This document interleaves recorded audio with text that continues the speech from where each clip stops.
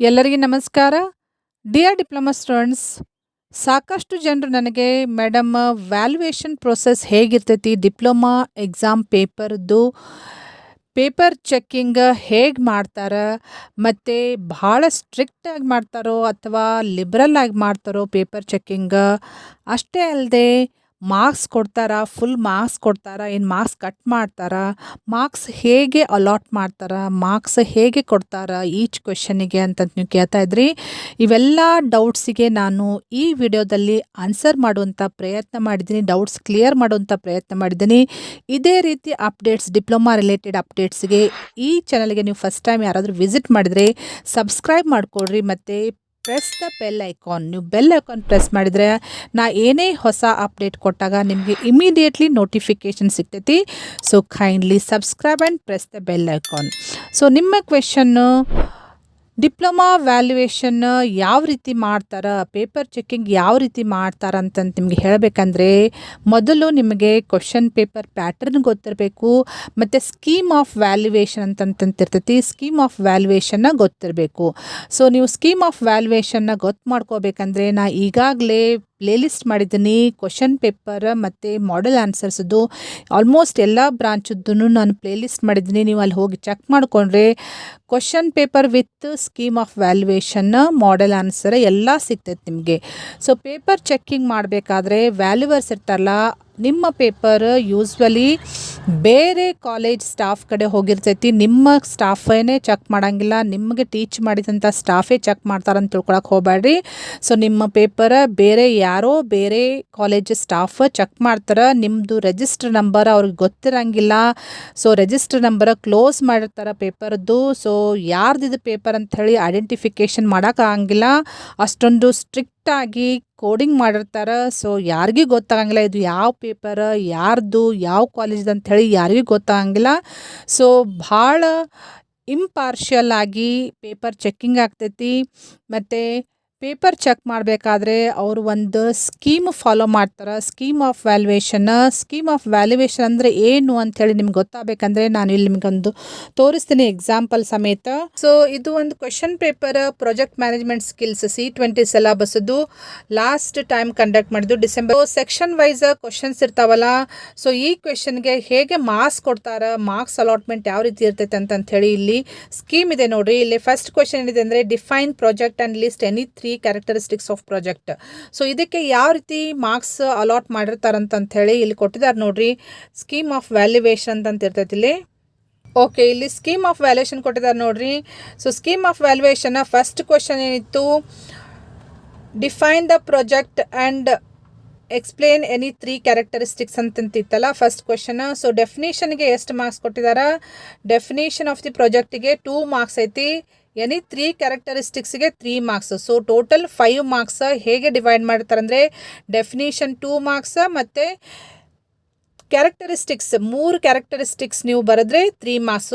Full 5 marks ಬರಬೇಕಂದ್ರೆ first define ಮಾಡಬೇಕು ಮತ್ತು 3 ಕ್ಯಾರೆಕ್ಟರಿಸ್ಟಿಕ್ಸ್ ಬರಿಬೇಕು ನೀವು. ಅದೇ ರೀತಿ explain any 5 functions of the job consultant ಅಂತ ಹೇಳಿ ಕ್ವಶನ್ ಇದೆ second B question. So any 5 questions ನೀವು ಬರೆದ್ರೆ each function carries 1 mark.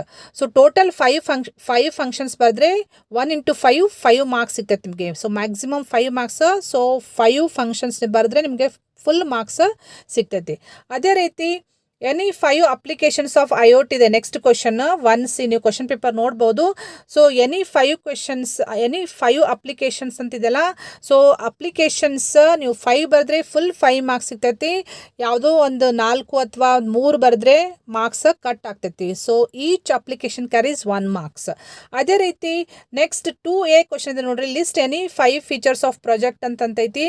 So ಅಲ್ಲಿ ಯಾವ ರೀತಿ ಮಾರ್ಕ್ಸ್ ಕೊಡ್ತಾರೆ ಅಂದರೆ ಈಚ್ ಫೀಚರ್, ಒಂದು ಫೀಚರ್ಗೆ 1 ಮಾರ್ಕ್ಸ್. ಸೊ ಟೋಟಲ್ ನೀವು 5 ಫೀಚರ್ಸ್ ಬರೆದ್ರೆ 1 × 5 ಮಾರ್ಕ್ಸ್ ಇರ್ತೈತಿ. ಸೊ ನೀವು ಕ್ವಶನ್ ಫಸ್ಟ್ ಸರಿಯಾಗಿ ಓದ್ಕೋಬೇಕು.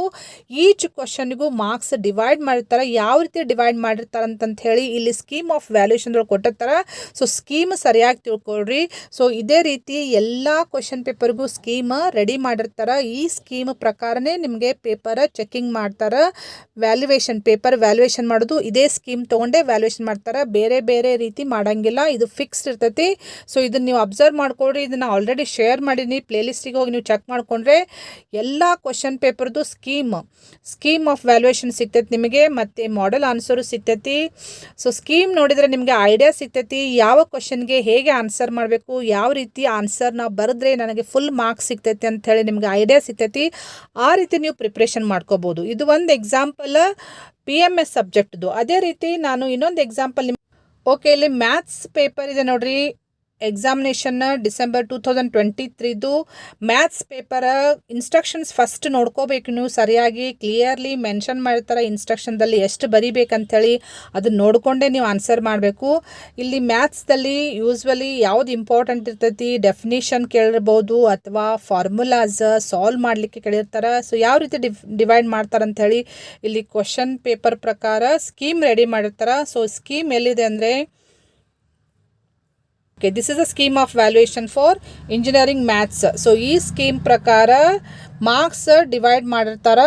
ಸ್ಕೀಮ್ ಮಾರ್ಕ್ಸ್ ಹೇಗೆ ಡಿವೈಡ್ ಮಾಡ್ತಾರೆ. ಸೊ ಡೆಫಿನೇಷನ್ಗೆ 2 marks, writing matrix 3x3 matrix identity ಮ್ಯಾಟ್ರಿಕ್ಸ್ಗೆ 2 ಮಾರ್ಕ್ಸ್ ಡಿವೈಡ್ ಮಾಡ್ತಾರೆ. ಸೊ ಟೋಟಲ್ ಎಷ್ಟಾಯಿತು, 4 ಮಾರ್ಕ್ಸ್.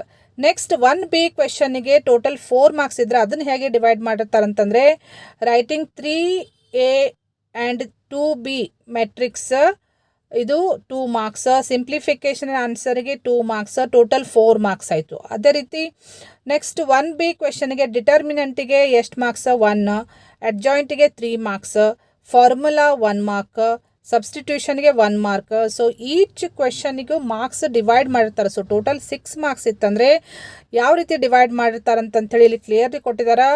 1 + 3 + 1 + 1 ಅಂದರೆ ಟೋಟಲ್ 6 ಮಾರ್ಕ್ಸ್ ಆಯಿತು.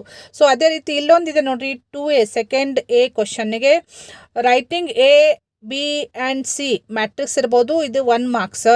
ಸ್ಲೋಪ್ ಫೈಂಡ್ ಔಟ್ ಮಾಡಬೇಕಂದ್ರೆ 1 marks, X intercept find out ಮಾಡಲಿಕ್ಕೆ 1 marks, Y intercept find out ಮಾಡಲಿಕ್ಕೆ 1 ಮಾರ್ಕ್ಸ್. ಟೋಟಲ್ 4 ಮಾರ್ಕ್ಸ್ ಇತ್ತಂದರೆ ಈ ರೀತಿ ಡಿವೈಡ್ ಮಾಡಿರ್ತಾರೆ.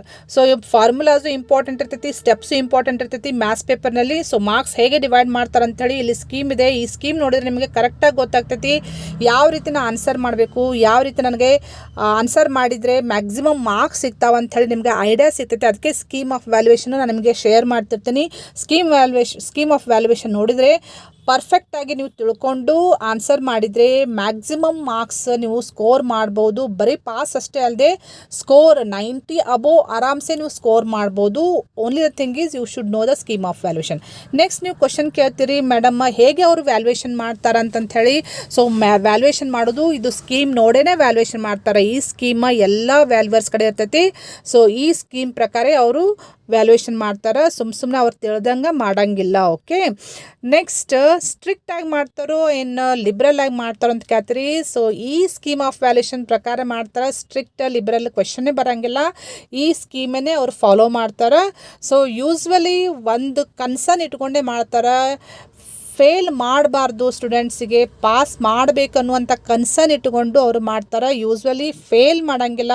ಸೊ ನೀವು ಬರೆದದ್ದು ಕರೆಕ್ಟ್ ಅನ್ನಿಸ್ತಂದರೆ ಅವರು ಮಾರ್ಕ್ಸ್ ಕೊಡ್ತಾರೆ. ಬಟ್ ಸ್ಕೋರ್ ಮಾಡಬೇಕಂದ್ರೆ ನೀವು ಈ ಸ್ಕೀಮ್ ಕರೆಕ್ಟಾಗಿ ತಿಳ್ಕೊಂಡಿರಬೇಕು. ಮಾರ್ಕ್ಸ್ ಹೇಗೆ ಡಿವೈಡ್ ಆಗ್ತೈತಿ ಈಚ್ ಕ್ವೆಶನ್ಗೆ, ಡೈಗ್ರಾಮಿಗೂ ಮಾರ್ಕ್ಸ್ ಇರ್ತಾವೆ, ಸ್ಟೆಪ್ಸಿಗೂ ಮಾರ್ಕ್ಸ್ ಇರ್ತೈತಿ, ಎಕ್ಸ್ಪ್ಲನೇಷನ್ಗೂ ಮಾರ್ಕ್ಸ್ ಇರ್ತೈತಿ.